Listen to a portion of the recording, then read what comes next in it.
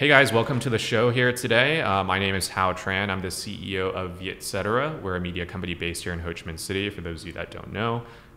Today, we're really excited to kick off our first podcast series ever with the country general manager of Gojek Vietnam, Duc Phung. Thanks for having me, Hao. Great. Super excited to be here today. Yeah. For those of you that don't know too much about Gojek, it's an Indonesian ride-hailing service. They've expanded into multiple different services, though, including payments, including food delivery, among other services. They're a monster company in Indonesia. They've expanded into other markets, such as Thailand, such as, I believe, the Philippines, Vietnam, Singapore, and potentially more to come. Yep. Vietnam has always been one of their top markets as well. Mm-hmm. And so we're super happy to have him here today to kind of share about their growth journey and more recently the rebranding experience that Gojek has created in recent months. So we'll just get started. The first question I have for you today, Duc, is how does it feel to go from red to green?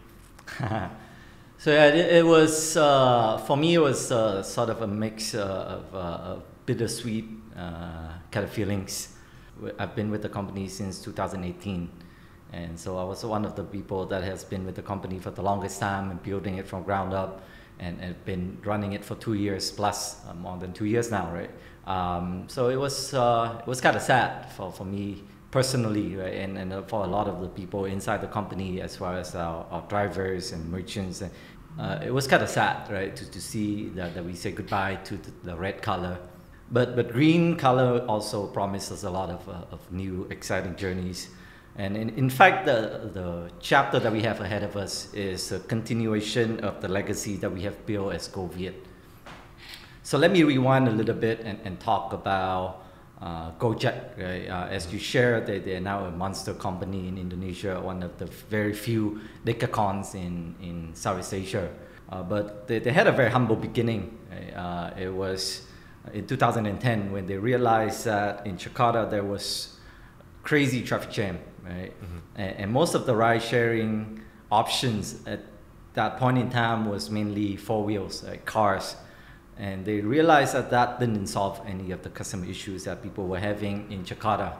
And they also realized another thing is the ojek drivers. Right? So in Indo, ojek means motorbike taxis. Right? The ojek drivers in Indo were not having a great time as a job either, right? So they were sitting on the corners of the street. They were waiting for customers. The customers couldn't get a good experience with the ojek drivers. They had to bargain, and sometimes they got a bad experience. They didn't know who to complain to. So they set out a very simple call center, right? Very similar to how we used to call for taxi, right? You call a phone number, and then the call center would dispatch a driver to you. But those two kind of became how Gojek has run their company since then.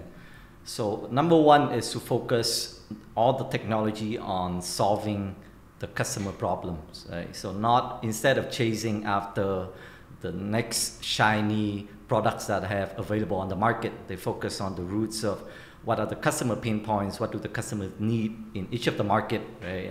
Back then was Jakarta, but now, as you say, we have Vietnam, Thailand, Singapore, all very different markets and have different needs. And the second is they realized that the ojek drivers are the ones that needed the help, right? Compared to a lot of other professions, they were not getting very good income, right? And they didn't get any access to financing, they didn't get any access to technology. So that has become a second mission of Gojek. How they've been building and running their company is always to focus on the impact that they can have on the driver community. And later on, as they have food and other services, they really focus on how much they can distribute and how much value can they give to their partners. And that have been the same mission that we have for GoViet when we started out in 2018. We realized that Vietnam is very similar to Indo in the way that we do have a ton of this motorbike drivers on the streets who are not earning enough of money, right? And for customers, the traffic jam in Vietnam, although it's not as bad as in Jakarta, but it's also pretty bad, right? So giving people a way to quickly get around the city, giving people a way to order food better, right, was the reason why we started. Right? We want to create a product that solves the daily frictions for the Vietnamese people, starting out with a focus, a concentration on two-wheel drivers. Right? So all of the services that we launched so far, Go Bike, Go Food, and Go Send, are centered around the two-wheel drivers, so that we can give the two-wheel drivers as many jobs as we can, right? Instead of expanding to other service providers, we focus on this group of drivers because we realize that they are the one that benefit most. I see. Right? And they can get a lot of the opportunities. So achieve a level of scale with them, Exactly. and then in time produce more services. Because I know in Indonesia, it seems they really got the two-wheel driver really strong, and then they moved into other verticals. Exactly. How soon do you expect for these other services that we see in Indonesia to come to Vietnam? And people think about Go Car, for instance. Go Massage. I don't know if that's coming to Vietnam. All these different services. Do you have a timeline for that? Like, what kind of scale do you have to see first before? Yeah, so the reason why we expanded to Gojek, we became Gojek and unified our app from GoViet to Gojek, was because we wanted to expand that mission that I talked about earlier, right? To bring more products to Vietnam, because as you pointed out, in Indo they have about 20 different services. Right? So Gojek in Indo is truly a super app, right? That people can do almost everything on the Gojek app. And so that was a reason why we decided to unify our app with Gojek. But out of all the 20 different services that Gojek has, there have been 3 main pillars that we call the golden triangle, right? That is transport, food, and payment. Right? So all of the other services are additional use case to center around this golden triangle. Out of the transport, food delivery, and payment, we are missing payment in Vietnam. So that's definitely one thing that we are working very hard on, and should be having some exciting announcement in the coming months. And in terms of transport, we have been achieving pretty stellar successes in the past 2 years on getting up the two-wheel transportation, and we're missing 4 wheels. Right? And in fact, we actually got a license during the pilot phase to run 4 wheels. But soonly after that, there was a new regulation that came out. And we, as Gojek, we have always been under the principle that if we operate in the market, we're going to be compliant, right? So we do not tend to break laws. So it will take us some additional time to study this new regulation and how we operate under the new regulation. But definitely a key market for us to also build because the customers really want it, and whatever the customers really want, that's something that we'll be focusing on. Yeah, I mean, for me as a business person, especially, one of the reasons I don't use Gojek as much right now is because of that payment option. But I do use it because the service is competitive and the pricing is competitive. So I'm sure a lot of us, including myself, are looking forward to those new features being released. So great. Yeah, thank you for sharing about that. Moving on to more about the brand story as well. So of course, moving into Gojek, changing colors, changing the branding, it's much more than that as well. We look at the leadership team of Gojek. I mean, you've stayed on since the very beginning, since it launched in the market, I think 2 or 3 years now. But there's been a number of other leadership changes as well. What were some of those bumpy patches that the team had to overcome? And how do you hope that this new chapter will kind of set a new exciting growth period for the company? And I think with regards to the leadership change, I think every individual has brought a lot of values to the company. For my predecessors, I learned a lot from them. I was working with them very closely during the times that they were with GoViet back then. And they have really contributed to where we have become today, right, in this new chapter Pro. So definitely a lot of gratitude towards them.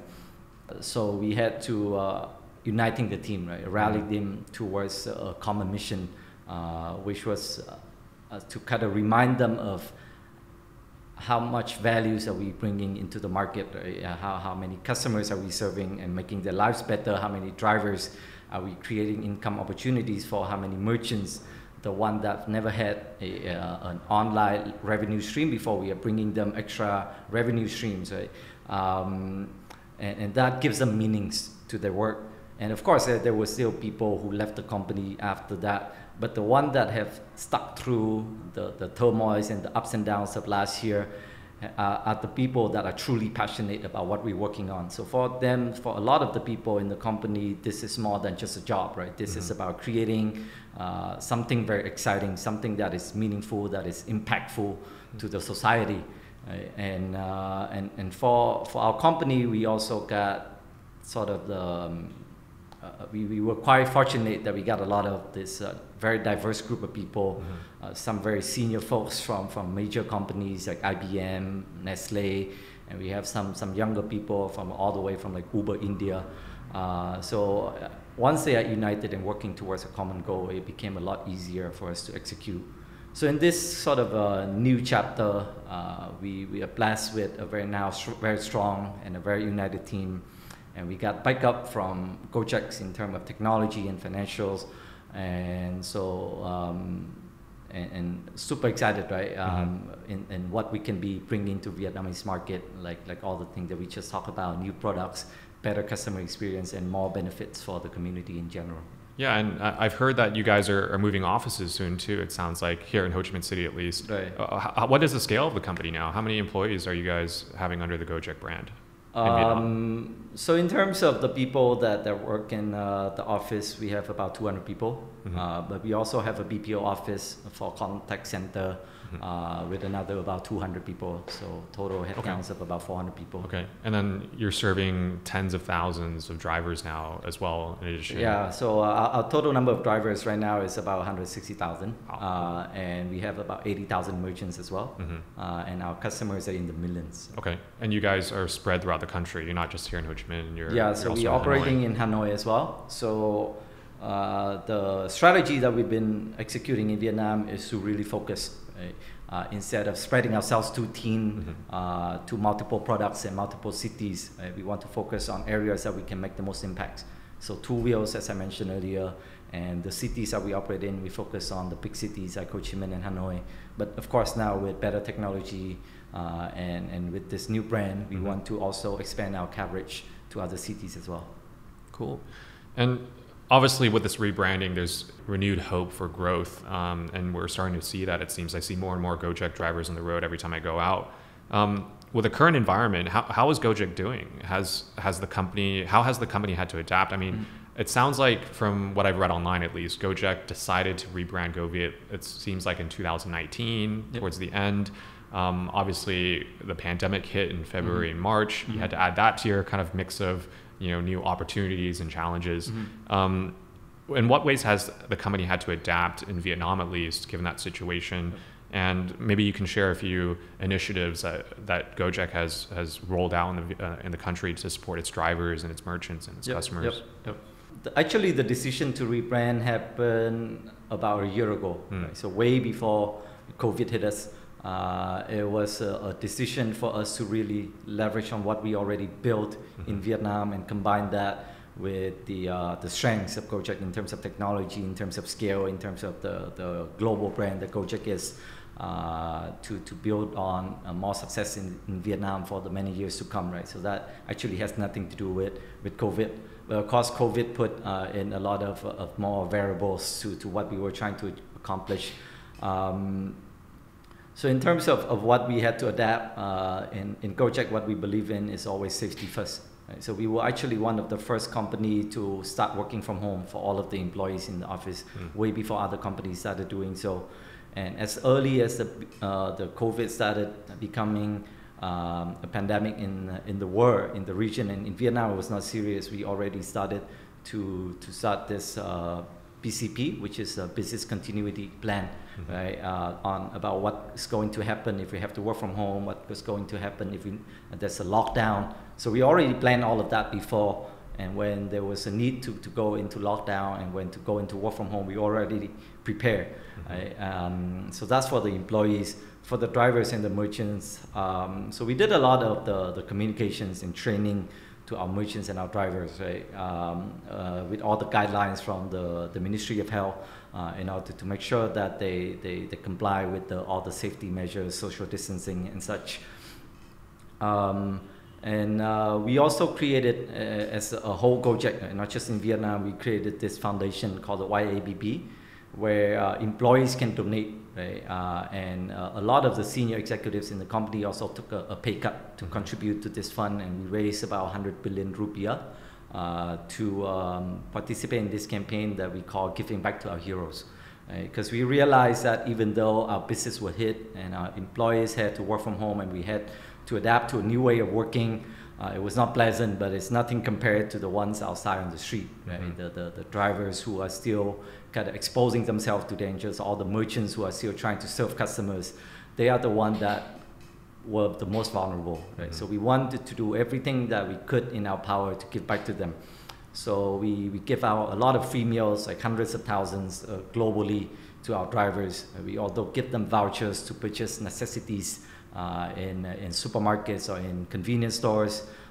We also give out safety seals for our merchants, just to give the customers sort of a sense that the food has been handled safely, right, with hygiene factor and safety measurement, so that the customer can feel safe and continue to order from these merchants. And talking about all these initiatives too, I mean, food delivery probably exploded during this time. Yep. Moving a little bit more towards the growth side. Could you share a little bit some exciting numbers you saw from consumer habits that changed during this time? Like, I'm sure drivers obviously got more jobs too, and luckily, it sounds like they had the safety measures in place. Yep. What kind of numbers you saw in Vietnam that were like, wow, this is like a huge consumer shift that is well, unprecedented? I think a biggest consumer shift that I've seen, and it's a shift towards foods that is associated with hygiene and safety and health. Right? So a lot of the premium brands have increased in their sales. Oh, right? Great. What's premium defined as? It's like a so international food, okay. right? Foods that the more premium restaurants, right? like McDonald's, Burger King, Japanese food. Right. So instead of the street food vendors, right, there's a certain shift towards this restaurants that have more perceived hygiene and safety measurements inside the restaurants. And the second exciting one is on food that can have health benefits. Right? So vegetarian food, right, or juice that has a vitamin, right? So people became a lot more conscious about their health in general during COVID. So those categories saw a pretty big jump in terms of orders. When you say big jump, are we talking like double digits? Or are we talking about like 100%? Yeah. So there were restaurants that saw a 2x increase in sales. Wow. That's what I can tell you. Okay. Yeah. And has that sustained during this period where obviously, in April, I'm sure you saw a huge uptick. Yep. What is it now? It's now September. Yep. Have you seen that sustained over the last few months as well? We were in the migration period, right? So a lot of the GoViet customers have to download the new app and start transacting online. But right now we're already at the level of what we were before the migration. Okay. So that's pretty good. Oh, good. And how did milk tea do? That's not so healthy, but I'm sure the Gen Z millennial kind of audience love it. How did those kind of categories do during this time? Yeah. I think milk tea is for Vietnam, Vietnamese people at least, it's gonna be a long-lasting trend. Got it. For at least the few years to come. So it's still a very popular category on our platform for sure. Would you say it's the number one category in terms of volume at least? In terms of volumes, so it will be right where Vietnamese food would be. Okay. Yeah, so Vietnamese food is still quite up there. Yep. Okay. So the great thing about what GoFood has versus a lot of the other platforms in Vietnam is that we probably have the most number of merchants. Right? So we have 80,000 merchants, and in terms of food listing, we have about 1 million unique items. Right? So that's a lot of food to choose from. And the majority of them are Vietnamese food, right? The local vendors, the street side vendors that normally were not able to access any of the other platforms because they were very focused on the bigger brands. Right? So we because we want to really bring benefits to the community. So we started out with a lot of these smaller merchants. So during COVID, there was like a side story that I want to share. Is that this is a lady who's about 65, 70-year-old, I can't remember exactly, but she got a husband and a few kids, and all of them were having either some mental issues or disabilities. And she was selling sticky rice on a cart that she pushed around the city. And so we realized that there's a lot of this type of people who are suffering during COVID. So we approached them and actually created a store for them to sell on GoFood. And that has actually generated a lot of sales for them to kind of come through the whole COVID situation, and was able to bring enough income and revenue to sustain serving their family. So that was very meaningful for us as well. Well, that's great to hear, and I'm sure there's hundreds, if not thousands, of more stores like that around Vietnam and the region. Moving forward, so we talked a little bit about what customers can expect in this new growth phase, and let's talk about what kicked off that whole thing. The TVC that everyone keeps talking about, the one where the drivers are spinning in that, like, it looks like a cage and then it becomes like a city kind of block in a circle. It's really vivid. There was a lot of energy and feel, and personally, someone working in advertising media myself, that was one of the more impactful kind of campaigns to announce a new entrant to the market and relaunch. It was really well received. So what was that relaunch strategy? I mean, I'm sure, aside from the actual branding and changing all the collaterals, what did that, 2 months leading up to the campaign look like, and immediately after? What were some of the things that you guys had in place that you're really proud of, some milestones at the team that you could share? So let's talk about that TVC. So we understood that while GoViet was very well received in Vietnam and was very well known to a lot of people, Gojek, on the other hand, was not very popular in Vietnam yet, right? In Indo, it's the biggest unicorn, one of the biggest unicorn for sure, but in Vietnam, not a lot of people knew about it. So in order to quickly convert all of the users that we've had, and drivers and merchants, we had to do something pretty bold, right? That creates a lot of buzz, it creates a lot of fame, and also to improve the saliency that we have, right? And not just that, also sort of lay the foundations for future. So we knew that we have to do something that is out of the ordinary, right? Something that pushed the envelope on creativity. So we started thinking, what was our mission? Our mission is to remove daily frictions, right? To make lives a lot easier for the consumers. And we started thinking on this concept that is called flow, right? So the tagline is, life is better when it flows, right? So as the busy people that we are now today, right, in our lives, there are always some frustration, some hiccups, and we always wish for days that everything would just go our way, right? So that was sort of the core idea behind the campaign. So we built on that. So we created, like you said, the metaphor of a city where drivers, motorcycles, cars, customers would just kind of seamlessly flow around the city. So that took a lot of work. We created this giant motordrome that was 25 meters across. And the studio was actually set up in Kiev in Ukraine, so that was something that not a lot of people know, right? And require a lot of stuntmen, right? Because you realize that running around in those circles, it's not something that regular people can do. So we had about 40 stuntmen driving motorcycles and cars and spinning around. You can only find these stuntmen in Ukraine, or? So part of the crew, right? So the movie was actually directed, the TVC was directed by Henry Schofield, right?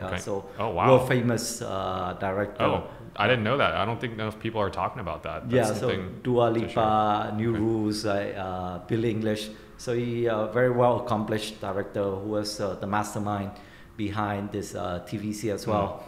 And so it was filmed during COVID, so it brought a lot of risk to the whole execution of the project, but we put through. It was set up in 10 days. We finished filming in about 2 weeks. In terms of results, what is great, so my last count, I haven't checked today and yesterday, but my last count was that the video has already reached 30 million views. So for a TVC, that is something that I've never seen before in Vietnam, right, in terms of reach. And the other amazing fact about it is that the average watch duration for this TVC is 53 seconds. So it's a 60-second TVC, and the average watch duration on YouTube is 53. So normally people would just skip ads on YouTube. You know, I mean, I would verify that too. I've been seeing that ad on YouTube on occasion, and I actually watch it. Yeah. Because it gets me thinking again. It's like, oh, got to pay attention. Right. So it looks like it did its job very well. Yep. So it spread a lot of the awareness, and people love it just for the video itself, and not just because it's an ad. So that was really good. And that whole campaign message of flowing in cities, and is that something you guys are continuing to communicate throughout your channels in Vietnam too? Okay. So because it's tied directly so much to our core mission, right, of making lives easier, right, making life flow. And so the tagline for Vietnam is Feel Nhịp Sống. So it's sort of the translation for the English version of enjoy the flow. Right? So when you have the Gojek app, you can just enjoy life, and it's a lot easier. Okay.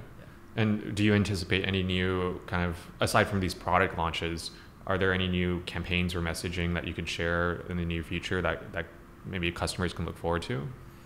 No, of course. So after this launch campaign, then we should be setting up several other campaigns. And this is the brand awareness building phase for us. Okay? So we just want as many people to know what Gojek is and what we do.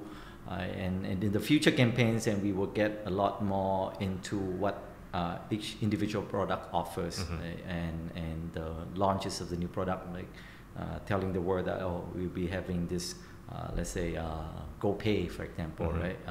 So that's something that the consumer can definitely look forward to. Okay.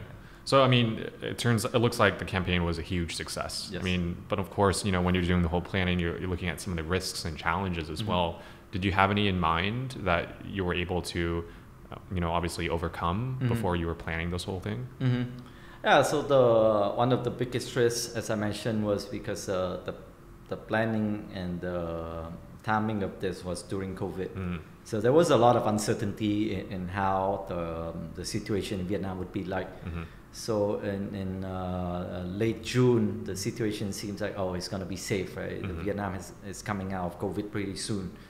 And just 1 week before we launched, there was a second wave starting from Da Nang, right? Yeah. So that puts in a lot of more uncertainty to, should we commit to this timing? Was there a situation where you guys may have delayed the whole relaunch? Yeah, I guess if we went back into lockdown, right? I mean, during the first COVID wave, Hanoi actually shut down all two-wheel transportation on the streets.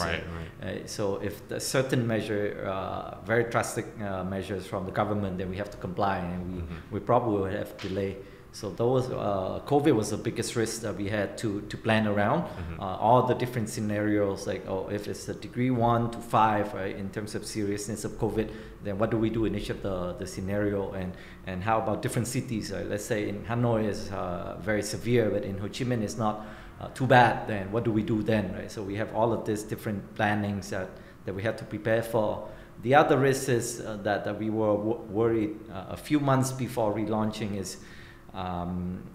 People seem to love Govia so much, right? So we were like, if people love the old brand so much, how are they gonna adopt to the new brand, right? I think I've completely forgotten Govia now. It's all about Gojek for me. I think I don't know if that. I mean, that is definitely a goal, and it's not to say Govia didn't do a good job. It's just I think the relaunch has been fantastic. So congrats to your team. I mean, you know, it's September now. You've been planning this for the greater part of a year. It looks like your team here in Vietnam has undergone so many challenges, and fortunately, from at least the outside, you guys have overcame them. So, you know, big congrats to you guys, and you know, that's why we're having you today as our first guest. You know, everyone's been talking about the Gojek relaunch and what to anticipate, and there's so many new products coming out for you guys. So super excited to have you on the show today. For everyone joining us, this is Duc. He's the country general manager of Gojek Vietnam. They've just launched here, so take a look at the ad that they've produced. Take a look at their app and their products. There's a lot of exciting things coming, and he's the first on the show, guys. So look out for more. We have a series coming up with other innovators and new kind of newcomers to the market, Gojek being the biggest splash recently. Do you have any kind of final words that you want to share with our audience before we log off today, Doug? Really look forward to all the new features and new products that we'll be bringing to Vietnam. I think a lot of exciting things are coming, and not just for the consumers, like drivers and merchants are also expecting a lot of great things coming out this relaunch that we have. So thanks again for having me today, and super happy to be sharing the stories about Gojek. Excellent. Thank you everyone for joining.